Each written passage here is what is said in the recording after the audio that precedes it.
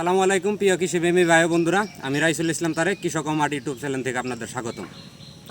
আজকে এক মরিচের জমিতে আসছি। আমার এক আঙ্কেল নিয়ে আসছে দেখাইতে। এর আগে আমি এই জমিতে পরামর্শ দিয়েছিলাম কিছু, যে জায়গাটায় দাঁড়িয়ে রয়েছি জামালপুর জেলা শস্যবাড়ি উপজেলা 4 নং ইউনিয়ন 1 নং কুড়ালে 85 গ্রামে 1 নং 85 বাজারের পাশেই বলা যায়। আচ্ছা আঙ্কেল, কেমন আছেন? আছি ভালো, আলহামদুলিল্লাহ। যাই হোক, এটা কি জাতের মরিচ চাষ করছেন? এটা আপনি brigade, fire brigade. Fire brigade না? হ্যাঁ। এর আগে মরিচ চাষ করছেন? না, কোনোদিন করিনি। আচ্ছা, গাছের বয়স কতদিন হয়েছে? রমজানের 9 রোজা গীতি গাছি। রমজানের নয়।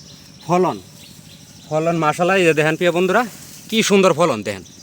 মরিচের সাইজও তো সুন্দর, সোজা এবং কি মোটামুটি ভালো, মানে সবুজ কালার। আর এই জাতের কালারটা মরিচের একটু বাজার চাহিদা বেশি। আচ্ছা, এর হারভেস্ট কয়বার করছেন এবার এই গাছের থেকে? 3বার তোলা হয়েছে। 3বার তোলা হয়েছে না? এখন বর্তমান বাজার মূল্য কেমন? বাজার মূল্য কম। বাজার মূল্য কম।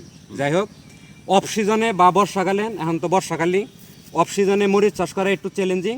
আর হাইব্রিড জাতের মরিচ গাছে আরও চ্যালেঞ্জিং। পরিচর্যা একটু বেশি করতে হয়, শিডিউল মতো স্প্রে, যেহেতু পানি, এর কারণে এই যে যেমন এই যে অতিরিক্ত ঘাস।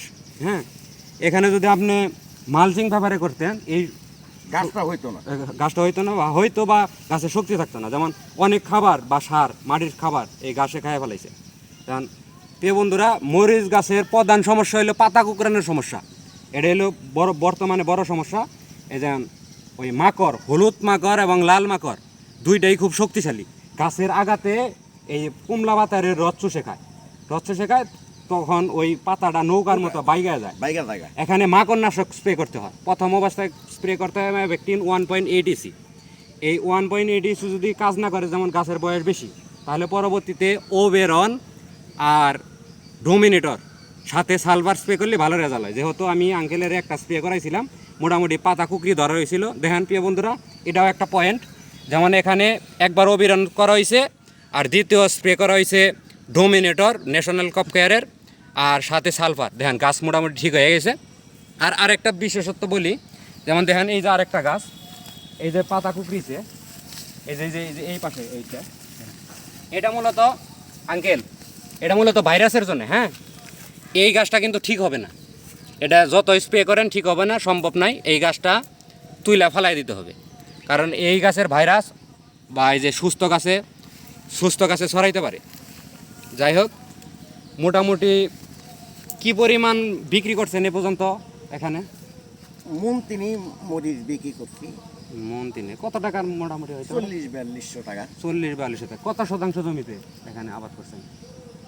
10 থেকে 11%। 10 থেকে 11%। কি পরিমাণ চারা লাগছে আপনার? 660টা চারা লাগছে। 660টা? 660টা অনেক। মানে কি আপনি চারা কি নিজে উৎপাদন করছিলেন নাকি কিনেছিলাম? কত টাকা পিস? 2.5 টাকা পিস। 2.5 টাকা পিস। তাতে যে জাত বলছিল সেই জাতি হয়েছে? আপনি তো প্রতিরোধ হন নাই না? না। দেখেন প্রিয় বন্ধুরা, আরেকটা গাছ দেখাই। এই যে দেখেন, এই যে মরিচ গাছের এই আরেকটা সমস্যা, বিশেষ করে বর্ষাকালে হয়, ঢলে পড়া রোগ।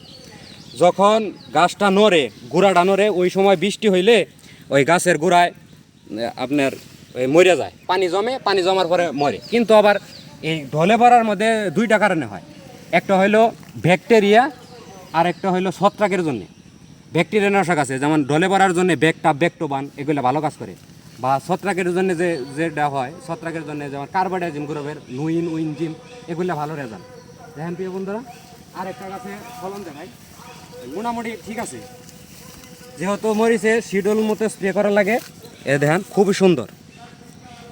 সবই তো একই জাত না? হ্যাঁ, একই জাত। মাশাআল্লাহ, খুবই সুন্দর। যাই হোক, এখন আরেকটা স্প্রে করে দেন, যেহেতু 10-15 দিনের উপরে হয়ে গেছে। এখন আরেকটা স্প্রে করে দেন। আরেকটা স্প্রে আপনার ডোমিনেটর সাথে সালফার, আগের ডোজ। তারপরে ডোমিনেটর সালফার দেওয়ার 5 দিন পরে বা 7 দিন পরে আর একটা ছত্রাকনাশক দিয়ে দিবেন, যেহেতু রোগ ব্যাধি বেশি। কারণ এই মরিচ গাছ লম্বা টাইম ফলন দেয়। লম্বা টাইম ফলন দিলে হয় কি, আপনার লাভের অংশটা সামনে পাবেন। এখনই সময় না, আরও সামনে। যেহেতু একটা করে দিন যাবে, মরিচের চাহিদা দিন দিন বাড়বে। যেমন প্রতি বছরই চ্যালেঞ্জিং হয়, প্রতি বছরই মরিচের আপনার 200, 300, 500 টাকা কেজি পর্যন্ত হয়। ঠিক আছে, মাশাআল্লাহ খুবই সুন্দর। ঘাস আগাছা পরিষ্কার করা উত্তম। আগাছা যদি বেশি থাকে জমিতে তাহলে পোকার আক্রমণ আরও বেশি হয়। বেশি হয়।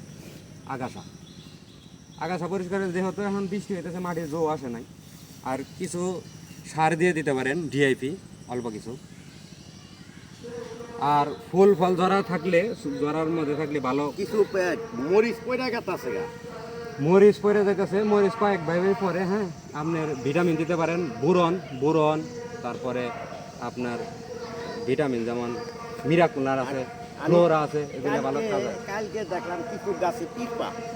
ঠিক ওই যে আপনার ছত্রাক, যখন ছত্রাকের সাথে দেবেন ওই ই দিয়ে দিলে, মাকড়নাশক ওইটা দিলে কাজ হবে। পোকার বিষ সাথে